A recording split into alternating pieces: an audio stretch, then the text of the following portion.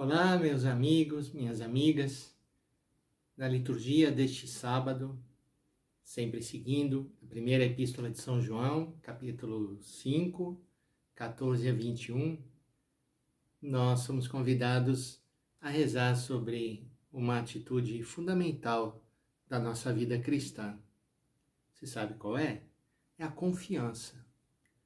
A leitura começa: Caríssimos, esta é a confiança que temos em Deus. Se lhe pedimos alguma coisa de acordo com a sua vontade, ele nos ouve.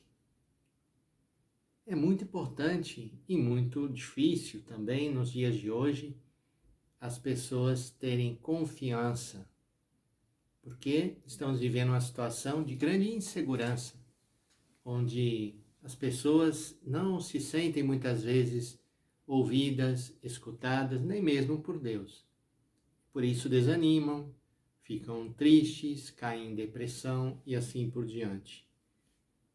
A carta de São João, ela é muito importante a gente considerar, rezar, palavra por palavra, frase por frase, porque o objetivo de João é animar a vida da sua comunidade.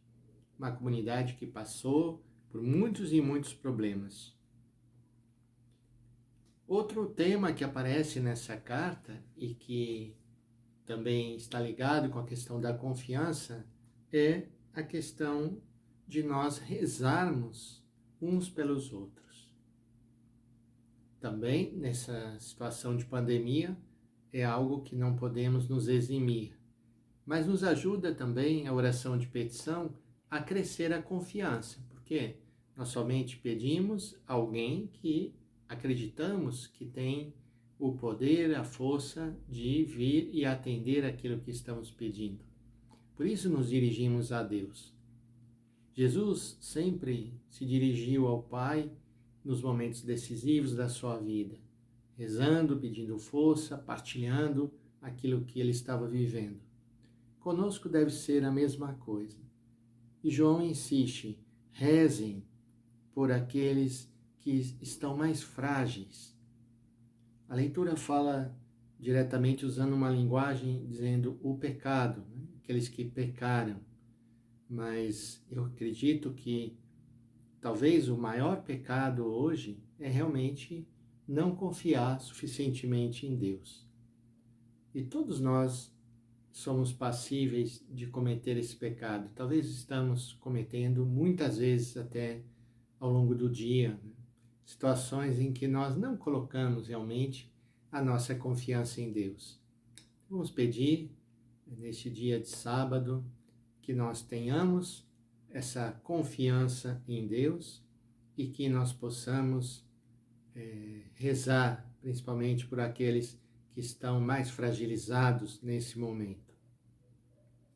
Depois, algo que é muito importante, e é o último ponto que eu queria comentar com vocês, é que diz assim: todo aquele que nasceu de Deus não peca. E nós podemos pensar assim: mas todos nós somos pecadores. E é verdade. Mas realmente, se nós vivemos a nossa vida colocando Deus como a fonte, como aquele que está sempre nos acompanhando, se nós temos realmente uma fé muito grande nele, ele vai fazer com que a gente seja capaz de evitar tantas e tantas situações onde nós seríamos levados ao pecado. Eu acredito que esse é o sentido também dessas palavras. Não é para que, digamos assim, se eu faço parte de tal e tal ou tal igreja, então eu não preciso me cuidar porque eu já estou salvo. Eu não vou pecar, então eu já ganhei o reino dos céus. Não é bem assim, a gente sabe da nossa própria experiência. Mas o final é muito importante e retoma a leitura que nós rezamos ontem. Fala da questão da vida eterna que nos é dada em Jesus. Em Jesus temos a vida, então se estamos unidos a Ele, nós vamos vencer. Somos já vencedores de qualquer coisa que venha perturbar aquilo que o Senhor quer para nós.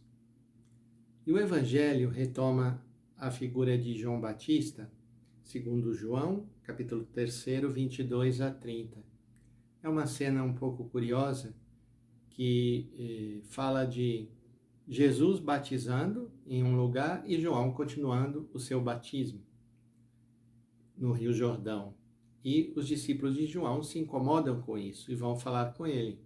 Olha, aquele de quem você deu testemunho está batizando e muita gente está indo atrás dele. Qual é a atitude de João Batista nesse momento? Ele não tem nenhum vestígio nem de ciúmes, nem de inveja. A única coisa que ele vai dizer é: eu não disse que eu não era o Messias, portanto, se o Messias agora está agindo, se ele está batizando, muito bom, que batize. E ele termina dizendo: esta é a minha alegria, e é necessário que ele cresça e eu diminua. Essa atitude de João Batista é muito importante também a gente pedir essa graça a Deus para a igreja, para aqueles que estão nos cargos talvez mais importantes ou mais destacados assim do governo, da administração da igreja. É preciso que ele cresça e eu diminua. Quantas vezes a gente fica sabendo e conhece pessoas que, quando foram substituídas, ficaram ofendidas e quando estão indo de um lugar para o outro, também sofrem consequências porque as pessoas não aceitam. Nós temos que fazer o nosso trabalho com humildade, sem esperar também muitas recompensas ou reconhecimentos que muitas vezes não vão vir mesmo. E é bom que não venham, para que a gente faça realmente gratuitamente, assim como nós recebemos tudo gratuitamente de Deus.